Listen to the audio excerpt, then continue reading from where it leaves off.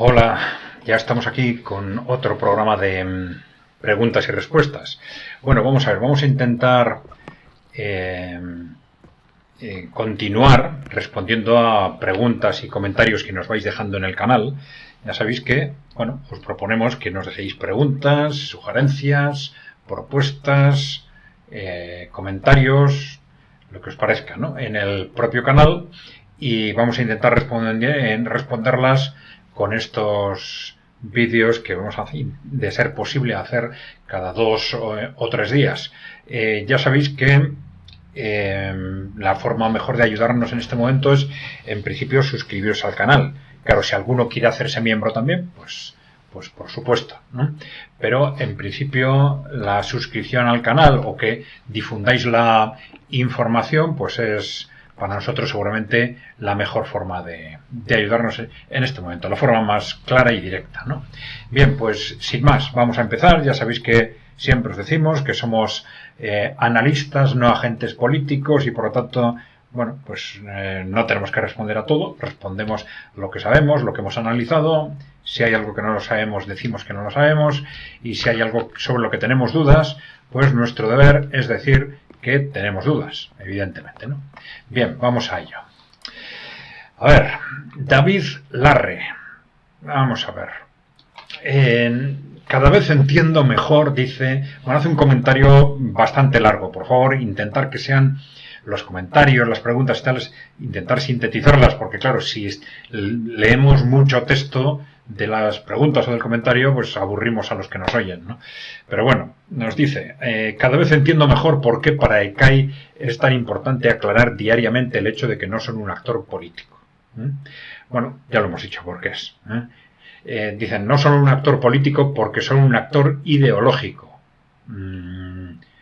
Bueno, términos propios como posmocapitalismo no son otra cosa que una readaptación ideológica del lenguaje con un probable fin, volver a esa izquierda antigua de la lucha de clases y probablemente a esa izquierda antigua independentista vasca, una escuela de pensamiento para que sirva a futuros políticos o políticos reconvertidos, lo cual, y desde mi opinión, no tiene nada de progresista, más bien de reaccionario.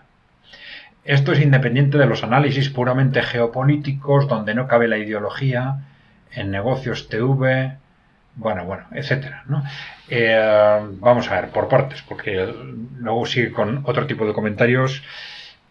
Bueno, ya hemos dicho por qué insistimos en que no somos un actor político, ¿no? Pues precisamente para dejar claro que hay cosas a las que vamos a responder, cosas a las que no, etcétera. Bueno, efectivamente ese término de actor político, pues puede ser discutible, porque claro, yo creo que todos nos entendemos lo que queremos decir cuando decimos que no somos un actor político, sino analistas, ¿no? Pero sí es cierto que al final el análisis también efectivamente tiene una incidencia, aunque sea indirecta, en todo, ¿no? En la vida social, en la vida económica, en la vida política también, ¿no? Puede tenerlo, ¿no? Pero dice, no son un actor político porque son un actor ideológico. Bueno, pues evidentemente, indirectamente sí, pues puede ser, claro, como cualquier analista, ¿no? El término posmocapitalismo. Bueno, hay otros términos que se han utilizado para definir, ya sabéis que nosotros lo utilizamos para definir las vertientes socioculturales de este periodo de Occidente de los últimos 30-40 años, que es, digamos, la vertiente sociocultural del neoliberalismo. Algunos hablan simplemente del posmodernismo, nosotros hablamos una vez del posmodernismo corporativo, otros hablan del posmodernismo neoliberal, pero últimamente sí utilizamos el término posmocapitalismo porque creemos que es suficientemente breve y descriptivo. Claro, se utilizan términos demasiado complejos, a la gente no se le hace fácil asimilarlos, ¿no? Entonces hemos pensado que posmocapitalismo, esta fase del capitalismo que por un lado está imbuida de posmodernismo y que se refiere a esas vertientes socioculturales, ya hemos dicho más de una vez, estamos hablando del posmofeminismo, del catastrofismo climático, de la manipulación de las minorías sexuales y de otro tipo de minorías, o de la manipulación de los fenómenos migratorios o de la explotación masiva de migrantes. Fundamentalmente son esos ámbitos, ¿no? Bien, con el probable fin de volver a esa izquierda antigua de la lucha de clases. Bueno, vamos a ver. No sé si el planteamiento que está haciendo David Larrea la verdad es que cuando nosotros nos ponemos siempre a la defensiva ante las palabras izquierda, derecha o centro, porque son palabras, ya lo hemos dicho, tremendamente confusas. Sobre todo en los últimos 30 años se han deformado su utilización continuamente, y al final nosotros, cuando alguien nos utiliza esa palabra, estamos pensando que o se está engañando en sí mismo o nos está intentando engañar a nosotros, porque jugando con esa manipulación mediática constante de los términos izquierda, derecha o centro, ¿no? Entonces, vamos a ver. Izquierda antigua, la lucha de clases. Bueno, podemos hablar de qué pensamos sobre la lucha de clases. La lucha de clases existe. Otra cosa es que la lucha de clases, qué importancia o qué papel tiene dentro de la realidad actual o de la realidad futura. Pero bueno, yo creo que negar que la lucha de clases exista es un absurdo. Evidentemente, una parte fundamental de todavía hoy, de nuestra evolución económica o socioeconómica, pues son los salarios, son las condiciones laborales, es el conflicto capital-trabajo. Eso es una realidad, ¿no? Entonces, otra cosa es eso, cómo se valora, ¿no? O qué interpretación hay que dar de cómo gestionar ese conflicto cara al futuro. Bien. Bueno, lo que no lo sé, porque nos estás atribuyendo unas determinadas finalidades que al final, vamos a ver, si estamos hablando del análisis, ¿el análisis es correcto o no es correcto? Entonces tú tampoco, David, no deberías colocarte en una posición de decir, si pienso que el análisis puede servir, o estos datos o esta información puede servir para algo que a mí no me gusta, entonces lo rechazo. No. El análisis hay que rechazarlo si es correcto o no es correcto, si está bien hecho o no está bien hecho, ¿no? Yo creo que esa es la forma correcta de proceder. Luego, esos datos serán utilizados por unos para una cosa, por otros para otra, según su propio criterio, pero el profundizar en el análisis de la realidad, eso debería ser algo que busquen todas las ideologías, ¿no? Bien, la geopolítica, el análisis puramente geopolítico, donde no cabe la ideología, esto me resulta tremendamente sorprendente, ¿no? En el análisis geopolítico no cabe la ideología. Claro, no sé qué concepción de ideología tienes tú, David Larrea, pero esto es sorprendente. Evidentemente, en el análisis geopolítico, una cosa es, como en todos los análisis, una cosa son los datos y otra cosa es la interpretación. Y en esa interpretación y valoración, evidentemente la ideología en cuanto a cosmovisión, pues tiene un impacto importantísimo. Y en este momento en la geopolítica tanto o más que en ningún otro ámbito, ¿no? Estamos hablando de cómo contemplamos el mundo en cuanto al, ahora por ejemplo, el mundo unipolar, basado en la hegemonía, si se quiere, de Wall Street, otros dicen de Estados Unidos, o un mundo multipolar hacia el cual estamos avanzando. Todo esto es ideología, ¿no? El movimiento de los países emergentes en su descabezamiento de las grandes corporaciones y en su enfrentamiento con Occidente, pues claro, si esto no es ideología, no sé qué es, ¿no? Esto sí me resulta un poco sorprendente, ¿no? Bueno, luego hace vamos a ver, dice, esa guerra entre el hegemón, que va a dejar de serlo y quiere morir matando, y ese mundo multipolar que se va a imponer. Bueno, pues eso evidentemente también es ideología, claro. Son necesarios para derrumbar la gran mentira que representa la propaganda de esas élites financieras extendida.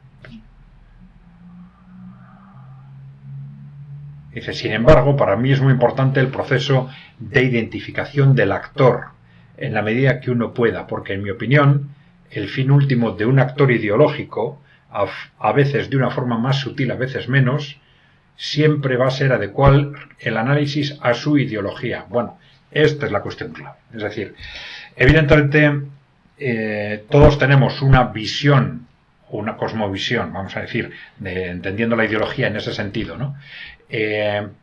Pero vamos a ver, lo que tenemos que intentar es que dentro de esa cosmovisión hay aspectos racionales en todos, ¿no? Hay aspectos racionales y aspectos emocionales, ¿no? Pero que, de ser posible, los aspectos racionales primen sobre los emocionales, ¿no? Y en ese sentido, bien, evidentemente es imposible que no se tenga ideología, pero sí es importante que estemos dispuestos a revisar constantemente nuestros postulados ideológicos en la medida en que choquen con la realidad. Si vemos que los datos que percibimos de la realidad nos llevan a ello, tenemos que estar dispuestos a modificar nuestra ideología, ¿no? Nosotros esto lo hemos hecho muchas veces, ¿eh? Cuando incluso en contacto con colaboradores, etcétera, ¿no? Decimos que no nos importa de qué ideología se parta, pero sí nos importa que esa ideología no sea un freno para el análisis de la realidad, y al contrario, que estemos dispuestos, en la medida necesaria, a adaptar nuestra ideología a lo que nos vaya diciendo los datos de la realidad, ¿no? Esto ya sé que es complejo porque las personas pues siempre nos tiran las emociones, y esto nos impide, sobre todo, los cambios ideológicos radicales, rápidos, de un momento a otro. Pero en principio sí sería bueno que tuviésemos una actitud de predisposición hacia la búsqueda de ideas nuevas, de ideas distintas, con base al contraste, si es necesario, estar dispuestos a adaptar nuestra ideología en lo que sea necesario. Bien.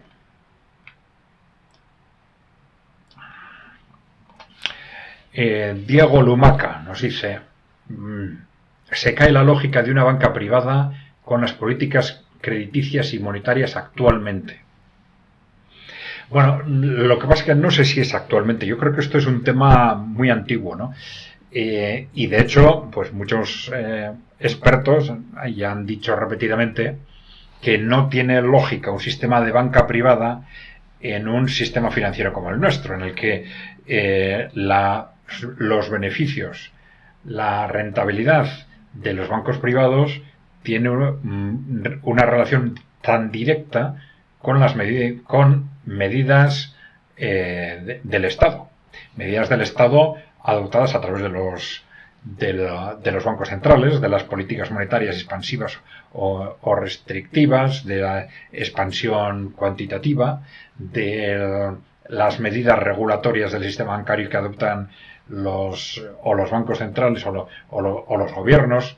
Es decir, hay una serie de factores que crean un entorno tremendamente regulado y tremendamente intervenido, aunque en teoría los grandes bancos son los grandes defensores del modelo liberal o neoliberal.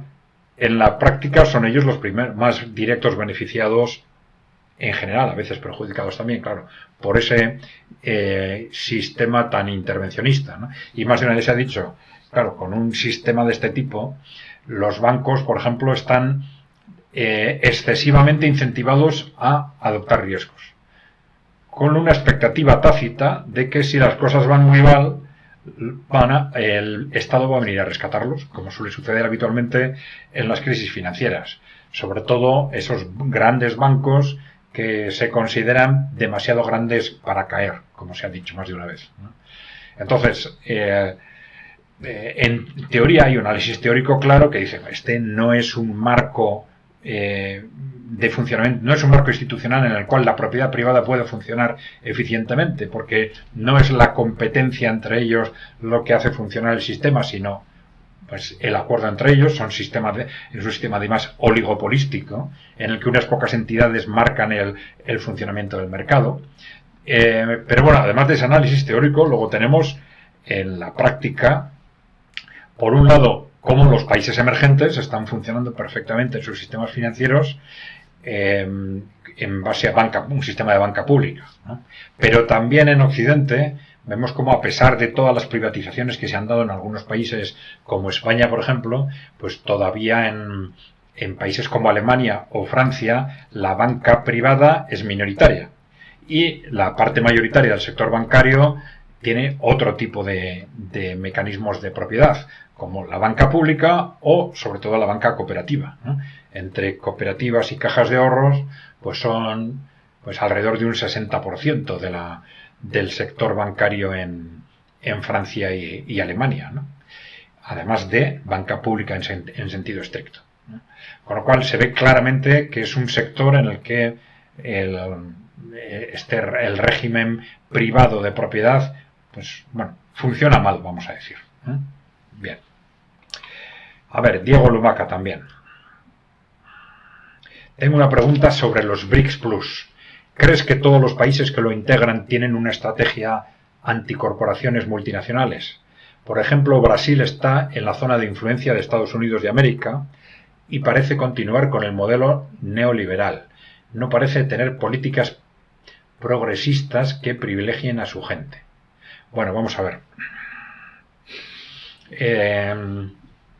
Bueno, efectivamente, esto no es una cuestión matemática, ¿no?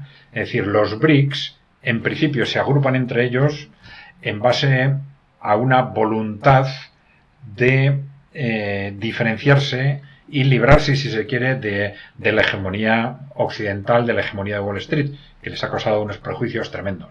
Pero luego el cómo se organiza internamente, en principio ellos también repiten continuamente que se basan en el respeto a las ideologías y a los sistemas políticos de cada país, ¿eh? Que no interfieren en uno en el otro. Pero sí es cierto que inevitablemente en el tiempo estos países se van dejando influenciar por los países de mayor peso y que más eficiencia están demostrando. Y entonces esas claras estrategias anticorporativas de China o de Rusia, pues claramente yo creo que en los países que no las han proyectado de forma tan clara lo van a ir haciendo de forma progresiva. Yo creo que es algo casi inevitable, porque los ciudadanos, los agentes sociales, políticos y tal, van a empujar claramente en esa dirección en todos esos países, ¿no? Una vez que han hecho esa apuesta, van a ver claramente cuál es la diferencia, porque no se trata simplemente de sustituir a un hegemón por otro, ¿no? Porque además son potencias a las que les ha ido bien fundamentalmente porque han adoptado este tipo de políticas, ¿no? Porque pueden, desde una ideología u otra, pueden apostar por su gente, porque se han liberado de ese peso que tienen los gobiernos occidentales encima por parte de las grandes corporaciones y que no les deja trabajar en función de los intereses de sus ciudadanos, ¿no? Por lo tanto, es un proceso, ¿eh? En el conjunto de los países emergentes en desarrollo hay una apuesta institucional clara. Bueno, yo me voy a incorporar a este grupo, pero claro, el pensamiento dominante en ese grupo es ese. Entonces, ahí va a haber una tendencia muy claramente en esa dirección. Esto va a estar muy apoyado también con que apoyar digamos, en la incorporación a los BRICS, a los BRICS Plus, va a suponer librarse de ese hegemón, vamos a decir rápidamente, posiblemente en casi todos esos países, de esa dependencia del hegemonismo de Wall Street más que de Estados Unidos. Venga. Ol Juan Logan.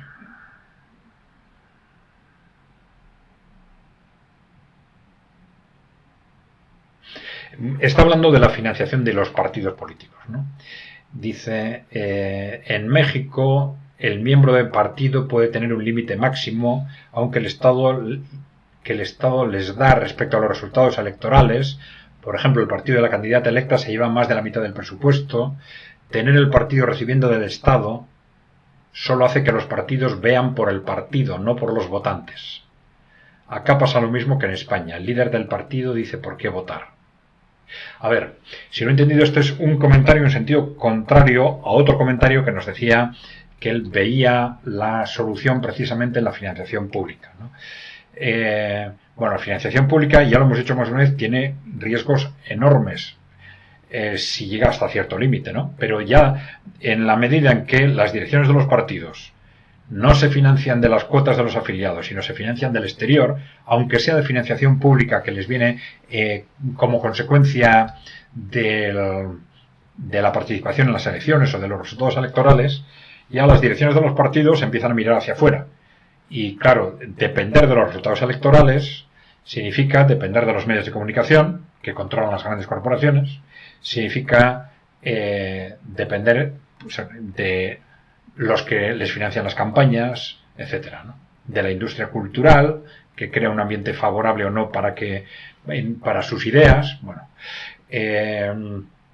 claro, yo creo que en principio esta financiación pública se justificaba como un instrumento para evitar la financiación por parte de grupos de interés privados, de grandes empresas, bancos, etcétera. Y eso es una justificación clara, pero también tiene, ya hemos dicho, efectos negativos muy claros. Entonces, en principio, y estamos hablando conceptualmente, porque luego llevar esto a la práctica es complejo, tampoco lo puede hacer cada partido por su cuenta, tiene que ser cambios regulatorios que afecten más o menos a todos, ¿no? En principio, lo ideal sería que los gastos electorales fueran los mínimos posibles, que la financiación en base a cuotas, pero no cuotas libremente determinadas, cuotas con máximos por persona, claro, fuesen las máximas posibles. Y ya dijimos, pues bueno, que quizás podría haber una financiación pública que a veces se ha propuesto que pudiera ser un múltiplo de las cuotas que se consiguen de los afiliados. De tal forma que la dirección del partido siga siempre dependiendo de las cuotas de los afiliados, ¿no? Bueno, no lo sé. Pero bueno, son ideas sueltas, conceptos que hay que tener en cuenta cara a una posible reforma electoral, ¿no? No estamos dando pautas cerradas sobre lo que habría que hacer o no, porque además esto puede ser distinto en cada país dependiendo del punto de partida, ¿eh? Y los problemas fundamentales van a ser distintos en unos países y en otros. Venga. Yago Barrutia nos dice, no sé. Está haciendo referencia a Vox, a un vídeo que hemos hecho sobre ese cambio aparentemente importante, institucional de Vox, que ha pasado del grupo de conservadores y reformistas, creo que es de Meloni en el Parlamento Europeo, dirigido por Meloni, por el grupo de Meloni, al grupo de Orbán, al grupo de Víctor Orbán, de Patriotas por Europa, creo que se llama.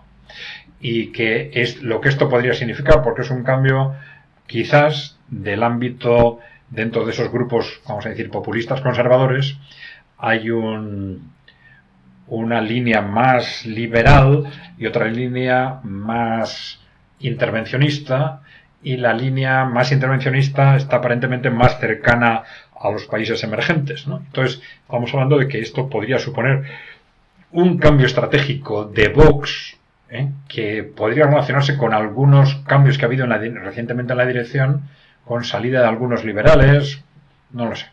Vamos a ver si esto se va confirmando en el tiempo. Pero bueno, Yago Barrutia nos dice, creo que Vox tiene bastante componente liberal y pro-israelí como para que aguante el cambio hacia la multipolaridad, sin por lo menos romperse. Bueno, ya hemos dicho que es posible que esos cambios de los últimos meses en su dirección, con la salida de algunos miembros liberales, tenga que ver con esto. Pero no podemos decir mucho más, ¿eh? Es simplemente un indicio, vamos a ver si se confirma o no se confirma. Bueno, lo del referente pro-israelí tiene otras connotaciones, porque eso sucede en todo tipo de grupos, también, bueno, Víctor Orbán tiene muy buenas relaciones con Israel, ¿no? Y el cambio hacia la multipolaridad, sin por lo menos romperse. Bueno, vamos a ver. No podemos decir mucho más de lo que pasa realmente en Vox o de lo que no pasa, ¿eh? Si comentamos que si realmente es un cambio hacia esa apuesta por la multipolaridad, claro, sería un activo muy importante de futuro para Vox, es decir, indicaría que en la dirección de Vox, por unas razones o por otras, han intuido hacia dónde va el mundo y que y que esto sería muy positivo para ellos y muy negativo para los restantes partidos políticos españoles en la medida en que tarden más en resituarse ante ese mundo que viene, ¿no? Bueno, vamos a ver si esto se confirma o no se confirma, ¿no? A ver, Adela Latinen. Me parece muy bien. Bueno, dice un poco al contrario, que le parece muy bien esa decisión de Vox. Dice, Orbán, dice, es un modelo a seguir y los húngaros ya se lo han reconocido votándole varias veces, haciéndole ganar las elecciones. Bueno, sí, efectivamente. Bueno, Orbán ha realizado y se ha confirmado estos últimos días con este extraordinario papel que está realizando en su, de alguna forma, al hacerse con la presidencia, justo en el día en el que se hace con la presidencia del Consejo Europeo, empieza una gira de interlocución, primero con Ucrania, luego con Rusia, luego con China, en un papel que responde también a su papel de acercamiento hacia los países emergentes, hacia Rusia y China fundamentalmente, y un papel que fue reconocido en la visita de Xi Jinping a Europa, si recordáis, ¿no? Donde le hicieron organizar una encerrona en París entre Emmanuel Macron y Ursula von der Leyen, pero él claramente organizó el viaje diciendo, bueno, después de esa reunión con vosotros voy a estar con dos países amigos, fueron Serbia y Hungría. Entonces, esto es, para algunas personas estas cosas son llamativas, para los que no se acaban de situar en el nuevo contexto, ¿no? Recuerdo un líder de la izquierda en nuestro entorno hizo referencia a la amenaza de la ultraderecha y citó a Orbán, ¿no? Citó a Orbán y dice, bueno, pues muy bien, pero este hombre no se está situando, ¿no? Porque claro, resulta que al final la amenaza de la ultraderecha y está citando a la persona que más ha hecho para frenar el proceso bélico hacia el que nos encaminamos. Entonces, claro, no podemos partir de prejuicios y de esquemas ideológicos de hace 30 años, por mucho que se choquen con la realidad. Hay que valorar la realidad como es y no en base a prejuicios de hace 30 años. Entonces, nosotros ya les dijimos, mucho ojo a la hora de pues las políticas internas de Víctor Orbán o su ideología democristiana y su no aceptación del posmocapitalismo, vamos a decir, de esas variables socioculturales del neoliberalismo, pues hacen que se le califique por salirse de ese esquema de partido único que se creó en los años 90. Este hombre es de ultraderecha, aunque sea un pacifista, y sin embargo no es de ultraderecha, pues un Emmanuel Macron que no solo ha desarrollado políticas ultraneoliberales, no solo se sabe perfectamente que depende directamente de los Rothschild, sino que además pues está intentando durante meses llevarnos a una guerra europea o una guerra incluso mundial, ¿no? No, pero por como es parte de ese consenso neoliberal, no hay problema. Este señor no es ultraderechista. Bueno, a ver si empezamos un poco a mover las meninges y a valorar las cosas como son y no como nos dicen los medios de comunicación que son. Por eso ya decimos que todos estos conceptos de izquierda, derecha, centro, ultraizquierda, ultraderecha son palabrejas que manipulan constantemente los medios de comunicación para llevarnos a donde quieren llevarnos. Bien.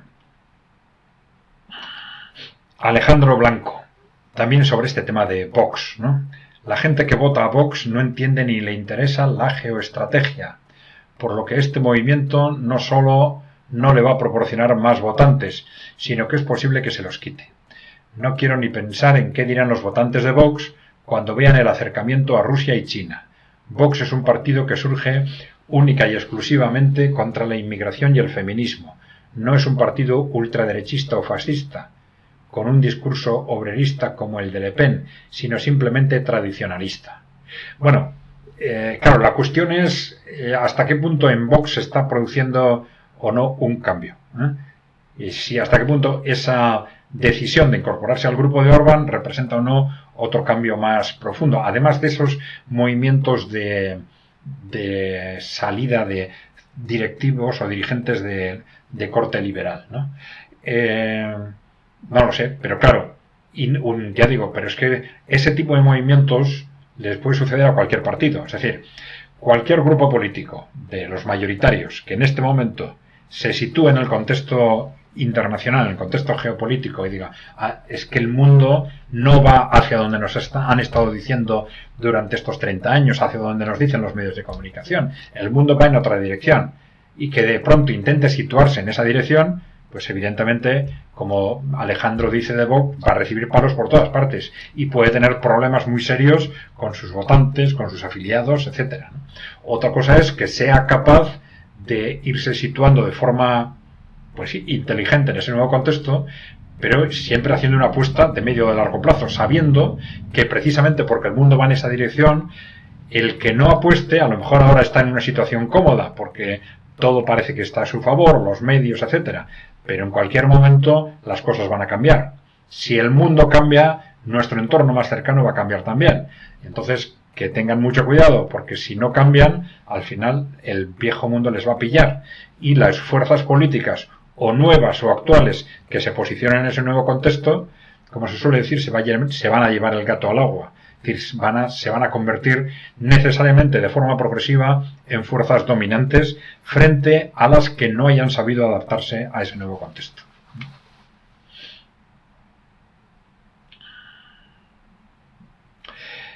Quijano Alonso dice, excelente análisis, estoy totalmente de acuerdo. También habla del análisis sobre ese movimiento de Vox, ¿no? Aunque sigo sin entender cómo encajar este gran acierto de Vox con sus múltiples errores como el apoyo a Israel. Bueno, ya he dicho que este tema del apoyo a Israel es algo que aparece en todo tipo de tendencias políticas, ¿no? Y que es un tema complejo, ¿eh? Incluso da la sensación de que dentro de las élites, de lo que se suele llamar élites sionistas, hay en este momento una enorme división entre los que están apoyando, digamos, una especie de muy interrelacionados con las grandes élites internacionales, están apoyando, digamos, el supremacismo global, el supremacismo plutocrático de las grandes corporaciones, y los que están apoyando a Israel en su conjunto. Es como si se estuvieran dentro de ellos dividiéndose también entre nacionalistas y globalistas, ¿no? Como dicen muchas personas que es el nuevo contexto, ¿no? Pero solo que en su caso los nacionalistas o patriotas, si queréis, serían los patriotas de Israel y los globalistas serían pues los sectores del sionismo que apuestan pues por ese movimiento globalismo plutocrático, ¿no? Bueno, es un tema complejo, pero que iremos viendo cómo se clarifica y que evidentemente es contradictorio con otros aspectos. Pero claro, Israel está enfrentada a los palestinos y a Irán y a ese mundo musulmán que se está claramente posicionando con el mundo multipolar. Y entonces hay una serie de contradicciones que, bueno,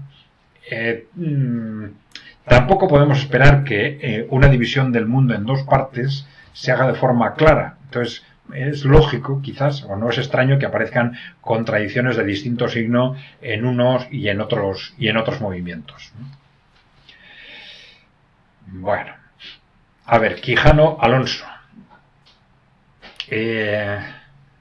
Arnaldo Otegi, claro, esto lo hace seguramente en relación con esos vídeos que hemos hecho aludiendo a unas declaraciones de Arnaldo Otegi que claramente cuestionaban las políticas de las últimas décadas sobre inmigración, haciendo referencia a que frente a la valoración del derecho a migrar, es más importante, decía, el derecho a vivir dignamente en tu país, ¿no? Creo que eran esos los términos. Y luego hacía referencia a otros conceptos que se podían interpretar como una crítica global del modelo sociocultural del posmocapitalismo. ¿Vale? Ya sabéis cuál es ese modelo sociocultural, ¿no? El posmofeminismo, catastrofismo climático. No hacía referencia a estos conceptos en concreto, pero sí desde una perspectiva genérica, ¿no? Pero bueno, lo que nos dice Quijano Alonso es que Arnaldo Otegi es un líder de la autollamada izquierda vasca, perfectamente integrado como disidencia controlada del régimen. Bueno, vamos a ver. Sí es cierto que uno de los ámbitos claros de la disidencia controlada es lo que se ha llamado la izquierda occidental de los últimos 30 años.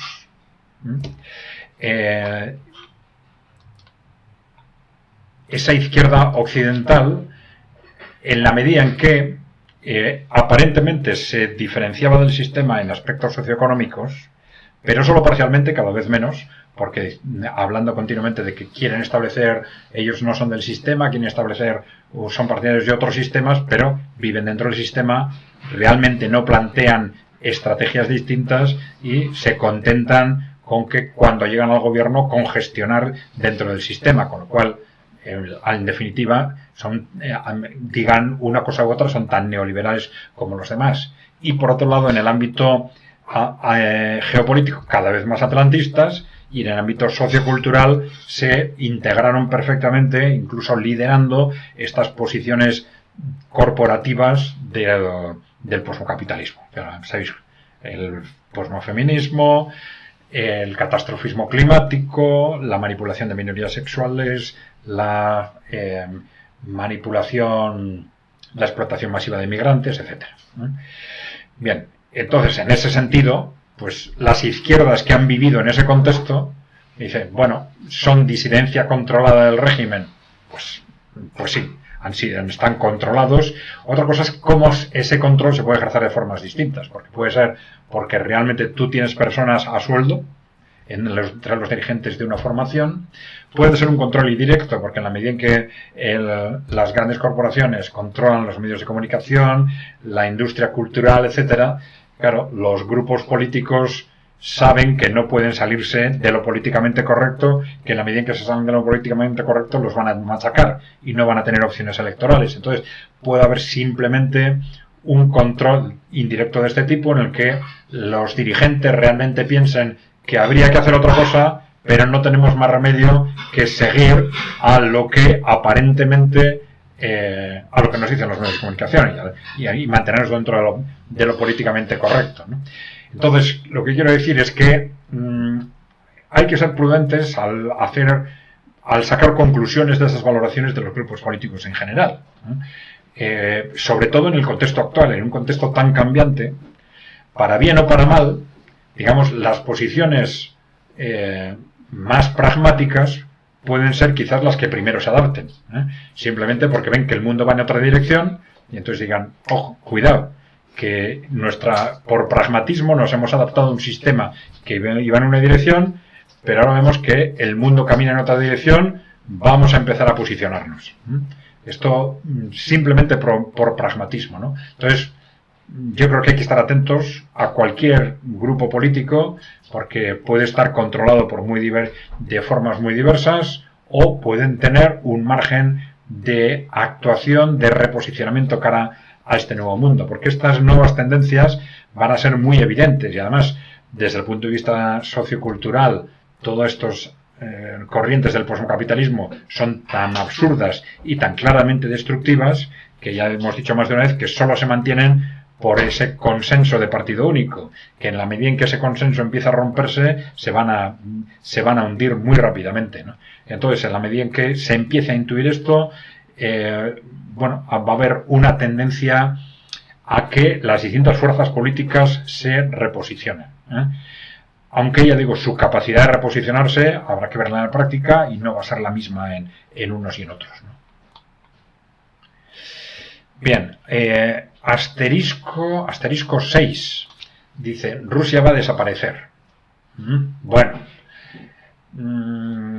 supongo que se está refiriendo a que, primero, en Rusia pierde la actual guerra, pierde en ese choque entre los países emergentes y Occidente, pierden los países emergentes, se está refiriendo a ese escenario, y en que la derrota de Rusia significase quizás eso que algunos en Occidente han planificado como un fraccionamiento de Rusia, es decir, que se hiciera con Rusia algo similar a lo que se hizo con Yugoslavia, hacer desaparecer un enemigo utilizando pues determinados pues no sé, peculiaridades regionales, lingüísticas, etcétera, para impulsar el fraccionamiento de Rusia, ¿no?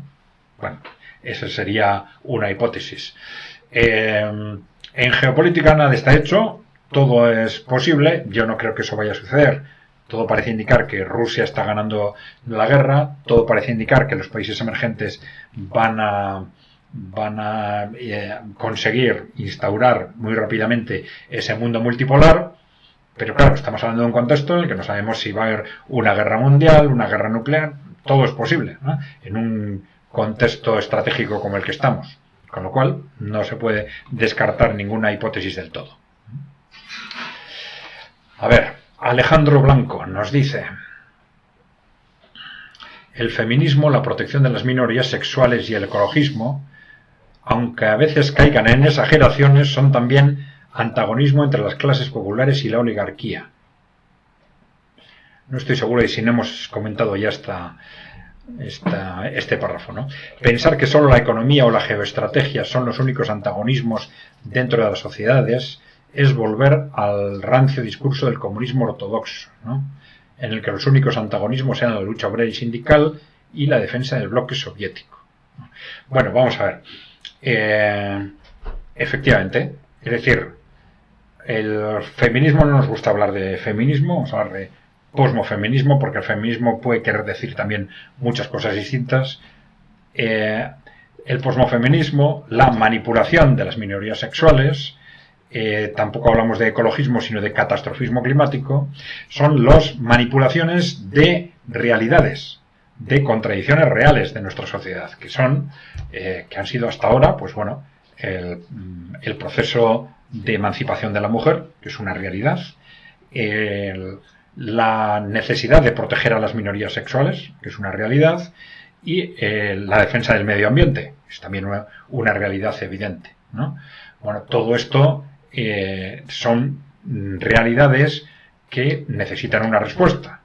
Y ahora, una cosa es que necesiten una respuesta y otra cosa es que se dejen manipular como instrumentos de las grandes corporaciones para sus objetivos fundamentales de enriquecimiento por un lado, a través de determinadas estrategias en cada uno de los casos, de manipulación social, etcétera, ¿no?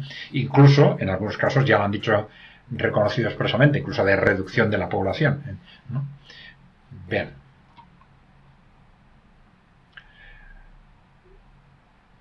María Córdoba Quesada nos dice: no encuentro el vídeo del oligarca ruso, ¿podrían compartir el enlace?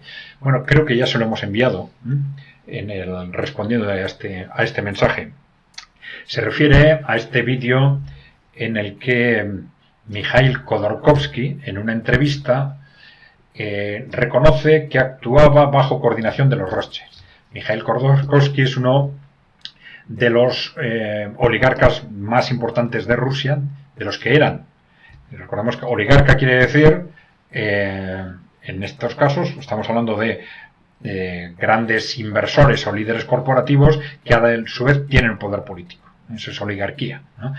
Pero los oligarcas se hicieron con el poder en los años 90 en Rusia y fueron echados del poder a partir, vamos a decir, de la revolución Putin en el año 2000. Entonces, dentro de eso, echarlos del poder fue algo progresivo, fue una lucha constante durante años y Mikhail Khodorkovsky era el dueño de una de las primeras petroleras de Rusia y bueno, fue echado del poder de esta petrolera, fue en Yukos, fue encarcelado, luego se fue al exilio, como casi todos ellos, a Gran Bretaña, ¿no? Bueno, entonces es muy importante este vídeo de hace unas semanas donde ya se había dicho que estas oligarcas estaban actuando muy interrelacionados con los oligarcas occidentales, ¿no? Entonces Khodorkovsky aquí reconoce que estaban actuando bajo la coordinación de los Rothschild. Esto es importantísimo porque nos revela no solo la realidad de esa interrelación, sino nos indica muy claramente por qué los oligarcas occidentales ahora están en una situación de pánico. Porque ante ese empuje de los países emergentes, ante esa prevista victoria de Rusia en Ucrania, no solo van a perder el control del mundo a través de ese mundo multipolar, sino también la influencia de los países emergentes les va a llevar a una situación que puede ser que les pase a los Rothschild lo que le pasó al Khodorkovsky, ¿no? Para reflejarlo un poco gráficamente. Esto es lo que crea esa situación de pánico que se traslada desde estos oligarcas a los líderes políticos occidentales, claro. Y una situación de pánico que es lo que hace la situación tremendamente peligrosa, ¿eh? Es una situación de pánico en la que pueden estar dispuestos a todos para evitar que se les quite del poder o que se encuentren en una situación de riesgo como esta, ¿no? A ver, Arraya 5309 nos dice: a mí me gustaría ser una persona de izquierdas, es lo que mi intuición me dice. Pero claro, también me gustaría que se le pusiese cierto coto a la venida de tanto inmigrante. Pero como es sabido que para la izquierda lo más maravilloso es que Europa se llene de marroquíes e inmigrantes, creo que la disyuntiva está en que la izquierda también aprenda a salvaguardar su espacio nacional, o tendremos que alejarnos de esa izquierda que no se harta nunca de recibir tanto inmigrante y que además ofrece facilidades extraordinarias para ello. Bueno, aquí tenemos el concepto de izquierda por un lado y el tema de la inmigración, ¿no? Vamos a ver. Me dice, cuando dicen me gustaría ser una persona de izquierdas, ya sabéis que hay cada vez más izquierdas o grupos que tienen su origen en la izquierda que se están posicionando en contra, vamos a decir, del posmocapitalismo, que es del cual las políticas de inmigración son una parte, ¿no? Estamos hablando de la socialdemocracia en Eslovaquia, que está en el gobierno. Estamos hablando de este grupo de Sarah Wagenknecht en Alemania, que ha sacado recién constituido hace 6 meses y que ya ha tenido un resultado excelente en las elecciones europeas, con cerca de entre un 5 y un 6%, y que tiene unas muy buenas previsiones para las elecciones regionales que se prevén ya este año en Alemania, porque su voto está, como el de Alternativa por Alemania, está muy concentrado en las regiones alemanas que fueron parte de Alemania Oriental, ¿no? Bien, vamos a ver, entonces, otra cuestión es este tema de la migración. Nosotros, a ver, siempre decimos que aquí también hay que realizar un análisis racional, pensando en lo que son los derechos de las personas, teniéndonos en cuenta, y lo que sí nos sorprende es cómo tanto en las posiciones pro migración como anti migración se olvida algo que para nosotros es el 95% del problema, por no decir el 99%, que es el concepto de explotación laboral. Es decir, a los migrantes en un 95% se les contrata para explotarlos, porque se les pagan salarios radicalmente más bajos que los que se pagan a los trabajadores del país, y entonces lo que se hace es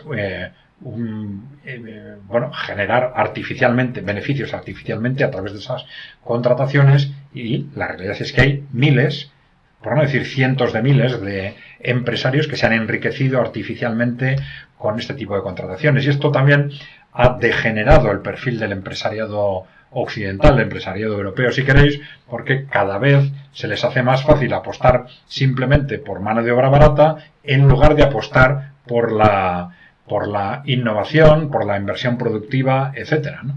Esto es algo ya muy conocido en la historia de la economía, ¿no? Cuando la mano de obra barata escasea, los inversores están obligados a apostar por la inversión productiva, por la inversión en maquinaria, por el desarrollo tecnológico. Pero si pueden evitar la complejidad de ese modelo simplemente apostando por enriquecerse en base a mano de obra barata, pues apuestan por esa vía, ¿no? Pero sí es muy importante que quede claro que desde luego en todo ese proceso los que no tienen ninguna responsabilidad son los migrantes. Es decir, es sorprendente que nadie esté haciendo referencia si hablamos de responsabilidades, primero a los empresarios que los explotan y segundo a los responsables políticos que permiten esa explotación masiva, ¿no? Porque si vemos datos de la Unión Europea, se repiten de forma constante todos los años, el 95, 96, 97% de la migración responde a contratos laborales. no son estas personas que vienen del Mediterráneo, etcétera. Hay unos procedimientos y unos procesos irregulares que evidentemente necesitan un análisis específico, pero sí sorprende tremendamente que no se hable de lo que es el problema fundamental, que es un proceso de explotación laboral masiva, ¿no? Esto es realmente sorprendente y sobre todo, como dice, Arraya menciona a la izquierda, este análisis que yo estoy haciendo ahora es el que hizo el movimiento obrero ya desde la época de Marx, ¿no? Porque es que es algo evidente, ¿no? A cualquiera que no tenga unos intereses personales tremendos en este tema, es algo evidente que a los trabajadores migrantes se les contrata para explotarlos, para pagarles sueldos artificialmente bajos, ¿eh? Bien. Y entonces ya incluso con Marx, en el movimiento obrero del siglo XIX ya se veía estos movimientos de migraciones masivas a territorios industriales. Tenían dos objetivos. Uno, la explotación laboral masiva, de mano de obra barata, y segundo, la división. Conseguir crear entornos divididos entre unos y otros trabajadores, unos y otros ciudadanos, en los que se consideran como objetivo fundamental el enfrentamiento entre ellos. Y ellos sabían comentar, el propio Marx comentaba, cómo los mismos grandes empresarios que los transportaban de un país a otro para explotarlos, luego financiaban a las asociaciones, a los grupos de estos trabajadores para que se enfrentaran entre sí, entre los trabajadores nativos y los trabajadores inmigrantes, ¿no? Entonces, el constituir así una sociedad dividida, las sociedades divididas son mucho más fáciles de manejar. Y bueno, parece bastante claro que el contexto en el que llevamos pues estos 40 años responde a estos dos objetivos. Por un lado, explotación laboral masiva, enriquecimiento más artificial masivo en base a explotación laboral masiva, y segundo, crear una sociedad fraccionada y por lo tanto mucho más manipulable, ¿no?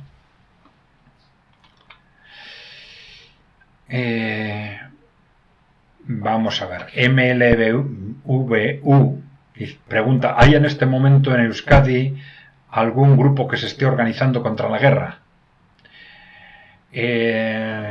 Vamos a ver. Hay un grupo o varios grupos anti-OTAN y hay algunos grupos de personas que están trabajando en ese sentido contra la guerra, pero no sé si hay una asociación como tal formalizada, un grupo formalizado.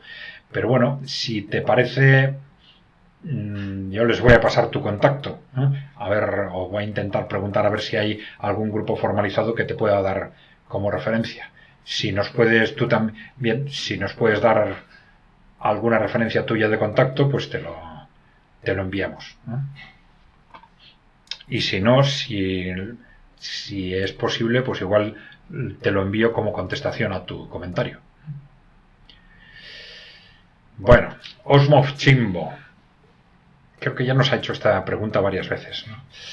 Hola, ¿sabrían ayudarme con algo de bibliografía sobre cómo Estados Unidos, tras la Segunda Guerra Mundial, ayudó al establecimiento de democracias afines en Europa? Vamos a ver, sin profundizar en bibliografía concreta, que no sé si es lo que necesitas, pero yo avanzaría o buscaría en tres direcciones. Primero, la OTAN, el surgimiento de la OTAN y la OTAN como instrumento para el sometimiento de las democracias europeas a los intereses de Estados Unidos. Segundo, la creación de la Unión Europea.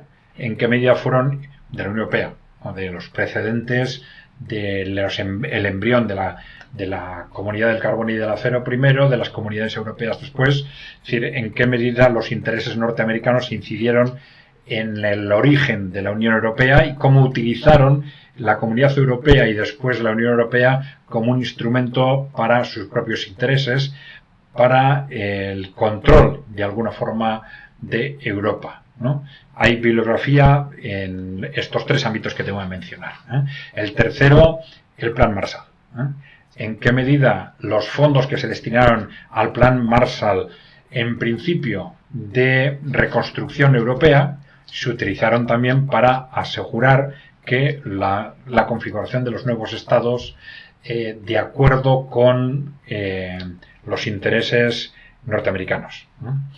Hay otros elementos que se pueden tener en cuenta ya no justo después de la Segunda Guerra Mundial, sino más adelante podemos hablar de otros, por ejemplo, de lo que fue la red OTAN-Red Gladio.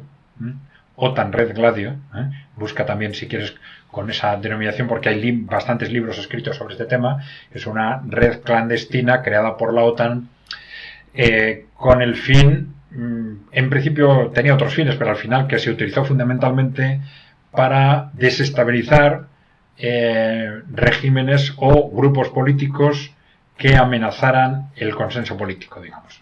Fundamentalmente, pues, los partidos comunistas en Francia o en Italia, la medida en que amenazaban con llegar al poder o crear o salirse del sistema.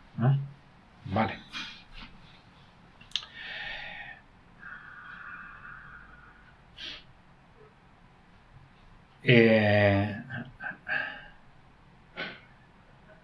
El Eder Iruskin. A ver, nos escriben en euskera. Vamos a ver. Teniendo en cuenta la importancia de conocer el pasado, de dónde venimos, para entender el presente y el futuro,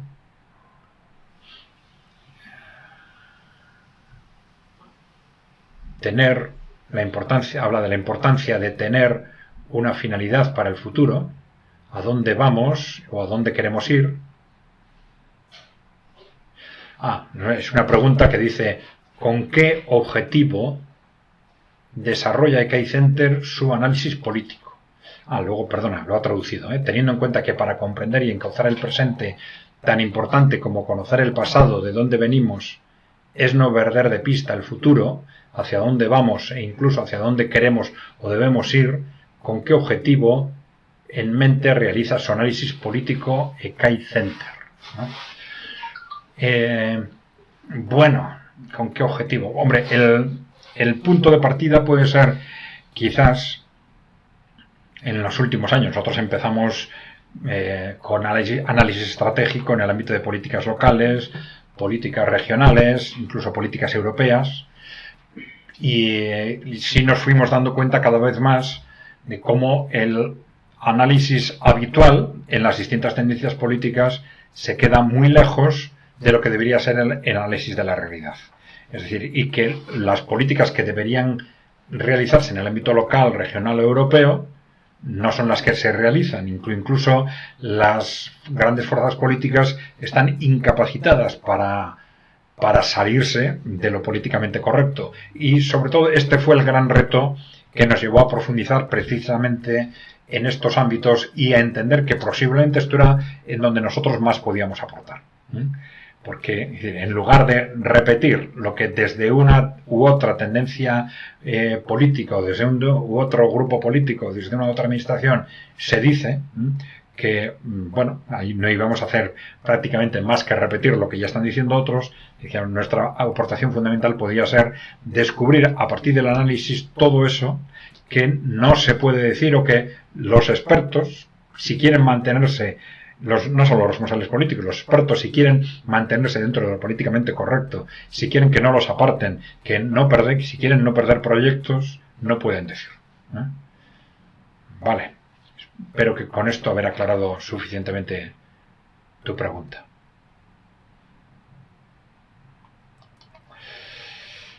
A ver, Juan Pablo Pérez Cuevas dice: les doy mi mirada desde Chile. Lo que más lamentó Simón Bolívar de la independencia es el fraccionamiento de los países españoles de la época. Pasamos a la irrelevancia y el dominio de Estados Unidos. Ni hablar de México. Este país, aparte de la población indígena, está formado por emigrantes de toda España. Aquí somos uno. Me parece que debieran aprender de nuestra historia para así no pasar a la intrascendencia. Es posible que se esté refiriendo a los comentarios que hicimos, alguna pregunta sobre el futuro político del País Vasco. Bien. Bueno, es importante en estos temas no partir de dogmas preconcebidos, sino partir del análisis de los intereses de los ciudadanos, todos los ciudadanos. Entonces, en función de los intereses de los ciudadanos, pensar qué es lo mejor para ellos. Y evidentemente este objetivo que tú comentas es uno a tener en cuenta.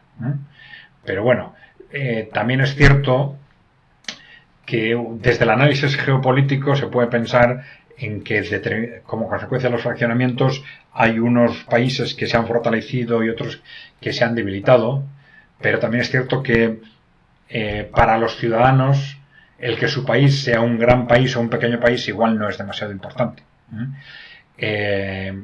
Otra cosa es que desde el punto de vista del análisis geopolítico global, sí es cierto que hay objetivos de fraccionamiento que responden a intereses de algunos grandes países que ya están consolidados. Y todo eso hay que tener en cuenta, ¿no? Evidentemente. Entonces, desde el análisis de lo que la configuración política y la definición de los estados soberanos representa desde el punto de vista de los intereses de los ciudadanos concretos de ese país y también de lo que representa en el análisis geopolítico global.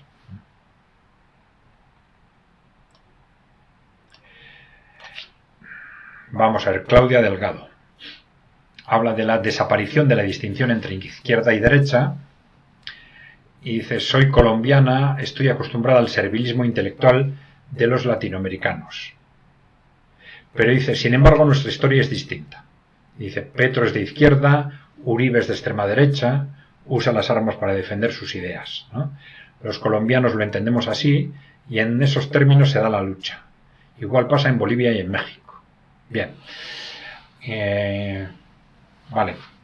Bueno, esto hay que entenderlo, efectivamente. Cuando hacemos referencia a la desaparición de izquierda, derecha y centro, nos estamos haciendo referencia fundamentalmente al contexto de Europa y de Estados Unidos. La situación en Latinoamérica claramente es distinta, no en Latinoamérica globalmente, pero en Latinoamérica en ciertos países. Hay otros países en los que, culturalmente muy europeos, en los que esta evolución del neoliberalismo y del posmocapitalismo ha impregnado también a los distintos movimientos y que en la práctica siguen utilizando esta terminología de izquierda, derecha, pero les ha pasado lo que ha sucedido en Europa o en Estados Unidos, que ahí la izquierda, la derecha y el centro han desaparecido. Esto no quiere decir que si se mantiene un concepto de izquierda como la izquierda es defender a la gente frente, digamos, a las élites, pues eso pueda reactivarse ese concepto o esa palabra en otros ámbitos. No quiere decir. Pero bueno, digo que una cosa son la palabra y otra cosa son los significados. Y hay que evitar esos que nos manipulen en base a palabras que no tienen detrás el significado que se supone que deberían tener. Bien.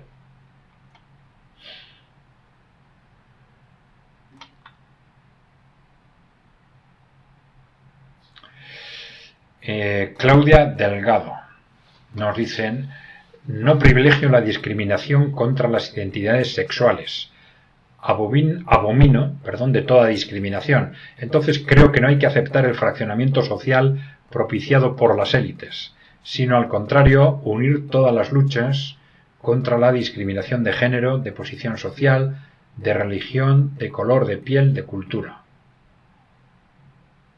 Bien, sí, unir todas las luchas. Bueno, eso yo creo que es más o menos, dicho de otra forma, lo que nosotros solemos comentar. Es decir, hay realidades que hay que atender detrás de todas esas corrientes. Está la realidad del proceso de emancipación de la mujer, está la realidad de la necesidad de proteger el medio ambiente, sobre todo frente a abusos corporativos, que este fue el origen del movimiento ecologista en su aspecto popular, la necesidad de proteger a las minorías sexuales, o bueno, sí, de proteger a los individuos, pero evitando siempre que es caer en la manipulación de todos estos movimientos, de todos estos procesos por parte de las élites corporativas. Y también sí tener en cuenta, cuando tú hablas de integrar las luchas, esto es importante, porque movimientos que es demasiado especializados, muy especializados, tienden a valorar exclusivamente lo suyo, ¿no? Esa lucha en la que ellos se han emergido, o a valorarla desproporcionadamente. Y eso a veces les hace perder la perspectiva y a largo plazo hacer daño a su propia lucha, porque pierden la perspectiva global, pierden capacidad de un análisis objetivo de la realidad. en base a valorar solo ese aspecto de la realidad al que ellos se están dedicando. Entonces, esas, digamos, luchas tan específicas tienen ese peligro. Bien. Bueno, llevamos una hora ya, pues vamos a dejarlo aquí si os parece. Ya sabéis, os digo como siempre, dejarnos preguntas, comentarios, sugerencias, ideas. Vamos a intentar analizarlas en estos vídeos que hagamos cada 2 o 3 días. Si queréis ayudarnos, dejarnos o suscribiros en el canal de YouTube. Y bueno, y si alguno quiere hacerse miembro, pues perfecto, por supuesto. Pues sin más, muchas gracias y hasta la próxima.